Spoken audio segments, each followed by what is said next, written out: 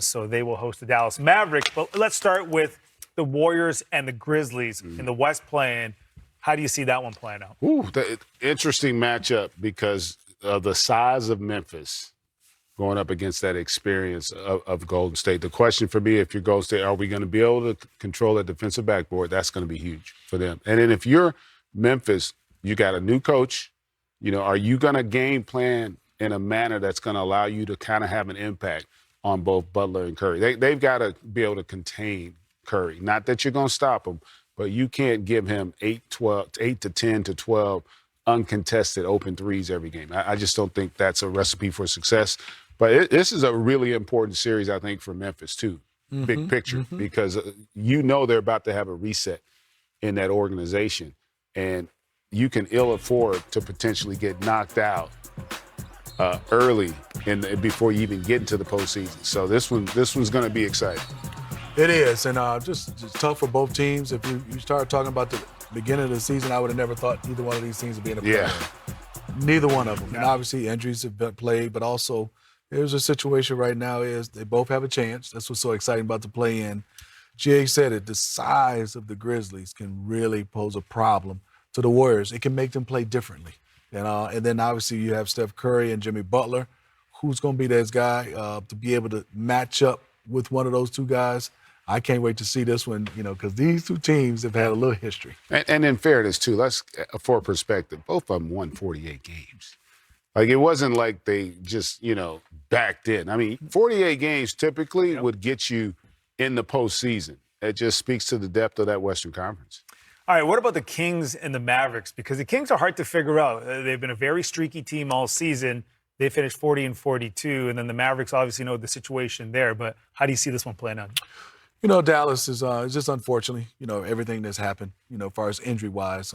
After the trade, everybody was shocked like I was. And then you looked and you started to look and say, hey, there's no Luka.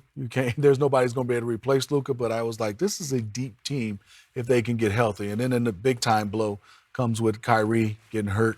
Still a good team. And obviously Sacramento is a team where you have Sabonis and obviously Zach LaVine and DeRozan. I look at this one, I'm going to give the edge to Sacramento. Yeah, I would have to go with Sac as well. I think they're just a little more explosive offensively, and they got all their guys. Like, they know how they're going to want to play. They don't need anybody to do anything special. I would give them the nod in this. But I tell you, to your point, there's a lot of depth in Dallas. I mean, you think about who's not playing for them, all they've been through, and they've been pretty competitive still, absent all that talent. So that should make for an interesting game. And let's face it, they got nothing to lose. They got a big team, too, right? Yeah. Big up front, right? Welcome to Game Time to Bill Querim alongside Steve Smith, Greg Anthony. I got to say something 15 games. Yes, go ahead. Congratulations, GA. We both got in 82. Yeah, man. We played all 82, baby. Low management over here. I was waiting for the fist bump. We got you. You played the minimum 65. You got 65. Hey, as long as you make 65, that ain't bad. GA, you were saying this, man, as we got in on this Sunday. Like, this was going to be an exciting day of basketball. Yeah. It's going to be a crazy postseason, and we just got a little preview of it there. Yeah, I tell you what, that Clippers-Warriors game, that had every bit the feel of a seventh game, of a postseason game. And the scary thing is those teams, one of them's not even in the postseason. And both of them, I think, have a legit chance to get to the conference finals.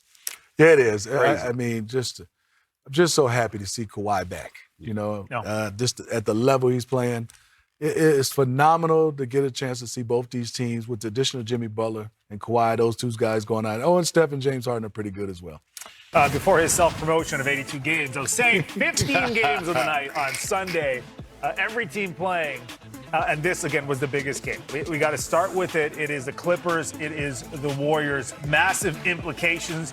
Jimmy Butler right off the top here. They have a guy that can go get his own bucket as well in the paint and can get to the free throw line and defend. Brandon Pajemski, part of a 13-1 run as the Warriors looked real good at the end of that first quarter. Look at this. Beautiful play by T. Lue. Kawhi Leonard, Ivica Zubac right here.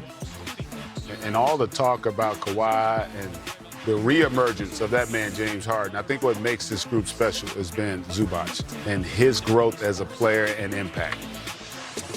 How about Jimmy Butler? getting it to Steph Curry. That's a good idea. Yes, it is. What a game for Steph. 10 for 20, 36 points. What a game for the fans. Because this is one of those high-level games where the stars all showed up. Including Draymond Green, who was money from outside in this game. And he knocked down 4 threes, had a huge game on the offensive end. We know defensively he made a difference. Steph with the finger roll. We're tied at 74. Then it's Harden here. Gia, you were mentioning him. I mean, he has just been incredible all season. Yeah, and this is a tough matchup for the Warriors defensively because they don't have multiple. Oh, my goodness. Derrick Jones Jr. Don't hurt him like that, Running Rev. Don't hurt him like that, Rev. Oh, that was nasty.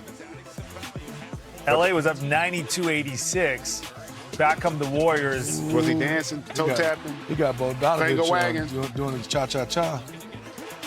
Another one for Steph. I mean, this guy. Yeah, that drop coverage. He over there licking his lips when you see that drop coverage. Golden State up by 2 at this point. Nice pass. The big fella getting it done. We're tied at 111. Kawhi for game, but that's a great job by Draymond Green. He was. Did a nice job of keeping him in front of him. Made him take a tough 2. We go to overtime, where it was James Harden coming up clutch right away.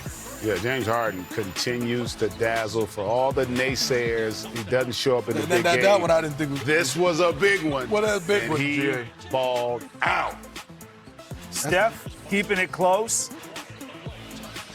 And that release is so quick. Good pass. That was tough at the end here. Final play of the game.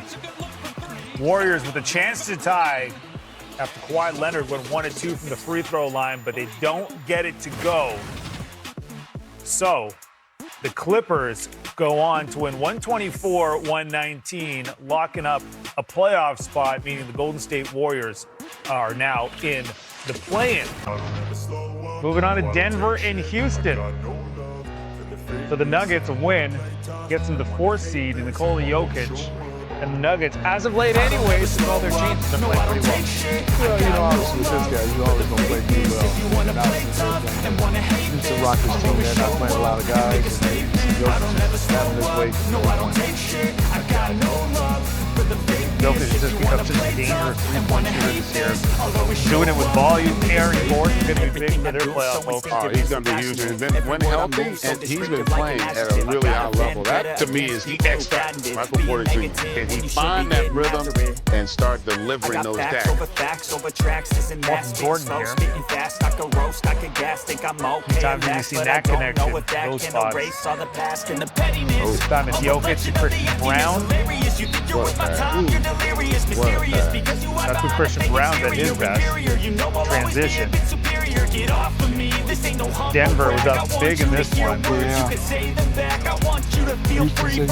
They're focused on 2. They've had an incredible year. Jamal Murray back healthy.